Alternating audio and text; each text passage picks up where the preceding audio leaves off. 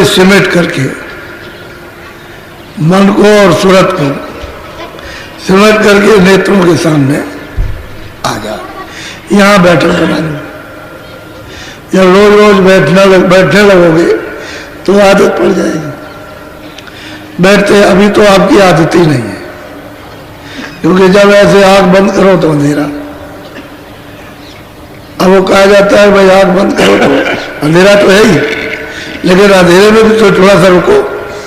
तो मन को और सूरत को साथ ही साथ लेकर कहते हैं कि नेत्रों के सामने जो द्वार है, दरवाजा है, वहां बैठक बनाओ।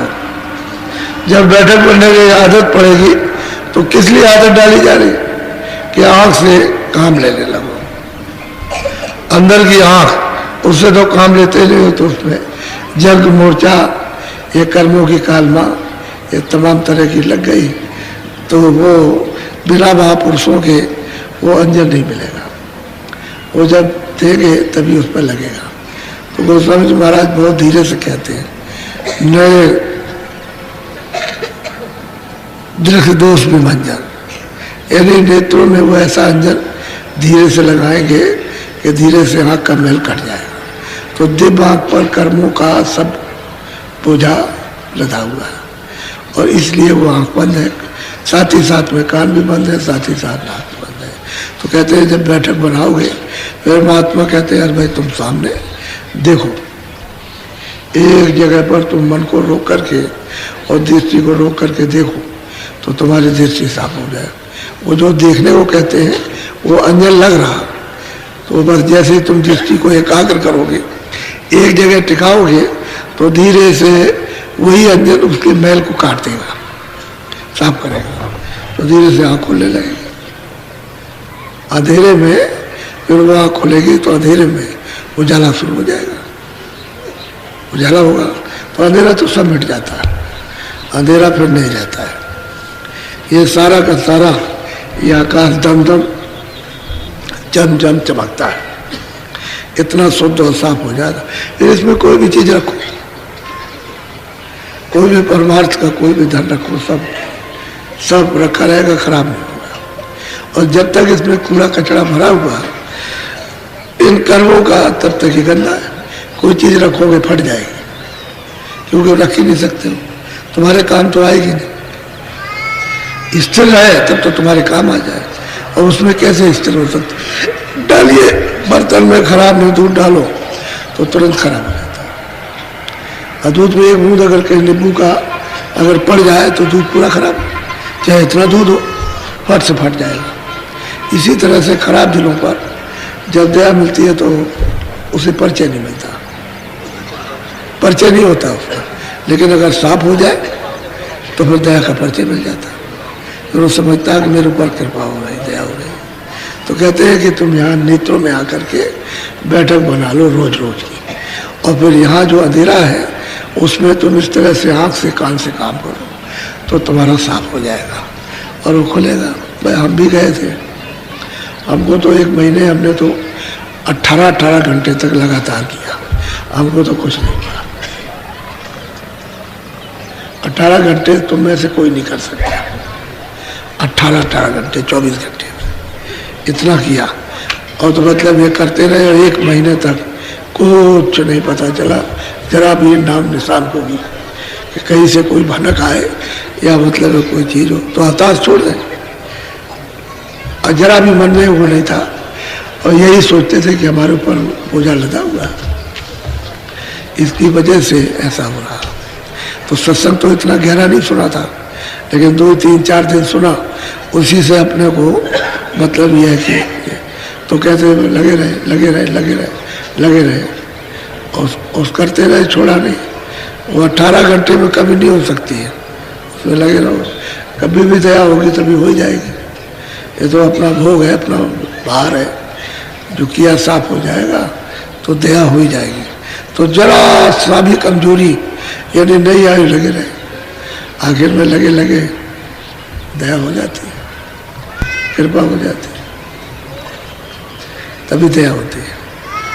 रात्रि को अर्धरात को ये मथुरा में एक घाट है, तो लोग कहते थे यहाँ उसमें एक गुफा बनी हुई है, उसमें चुपचाप रहते थे। तो बहुत दिनों के बाद जान पाया, चुपचाप 7 दिन की रोटी इकट्ठी ले आए, उसको टांग दिया और पानी में भिगो करके बस उसको एक रोटी खाई, नमक वमक कुछ नहीं, उसे भिगो के खा लिया। और तो बहुत दिन के बाद पता चला कि कोई यहाँ कोई बाबा है, वो भी कभी कभी किसी समय पर दिखाई दे। तो कहने का मतलब ये है कि गुफा में बैठे थे और गुफा में दिन हो गया, यानी सूरज निकल आया। अच्छा, आँख खुले तो रात और दिन हो गया, आँख खुली है तो दिन हो गया। तो इतना ये क्या हो गया, ये एकदम बाहर निकले आए, गुफा से बाहर आ गए कि दिन हो गया है, दिन दिखाई दे रहा है। और जब वहाँ आए तो जब इधर देखते हैं तो इधर रात है, तारे दिखाई दे रहे हैं और दिन हो, गुफा में जाओ फिर दिन। फिर भगे स्वामी महाराज के पास और वहाँ गए और जा करके फिर पूछा उनसे, कहने लगे हाँ ऐसा होता है। फिर समझाया, एकांत में बैठ करके बताया,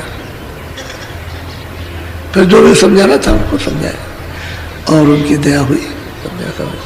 कहने का मतलब यह है कि साधक को दरवाजे में बैठ करके हताश नहीं होना।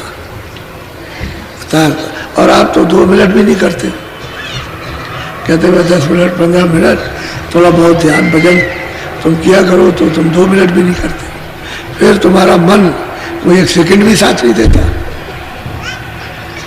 तो दया तो घाट पर मिलती है, वहाँ तो आपने इंतजारी की नहीं कुछ भी, तो उनमें बैठे ही नहीं वहाँ, न मन को थोड़ा रोका और न दृष्टि से कोई काम किया, ना कानों से। तो कुछ जो करते हैं, तो मैं तो और बात तो छोड़ो, मैं अपनी खुद बता रहा हूँ अपने। अब ये गुरु महाराज गृहस्थ आश्रम में, तो वहाँ सब लोग रहते हैं, तो वहाँ तो इतनी जगह नहीं कि वहाँ रहे। तो 2 दिन मतलब ये कि सत्संग सुना, किसी दिन 3 दिन सुना और भाग करके कहीं चले गए, वहाँ बैठ करके किया। तो असल में चीज़ ये है कि सत्संग तो जरूरी है, फिर कितनी भी दूर जाए तो सत्संग की इतनी चाह कि सत्संग सुन लें, तो भाग करके फिर चले जाए, फिर सत्संग सुने और फिर चले जाए और फिर सत्संग सुने और फिर चले जाए।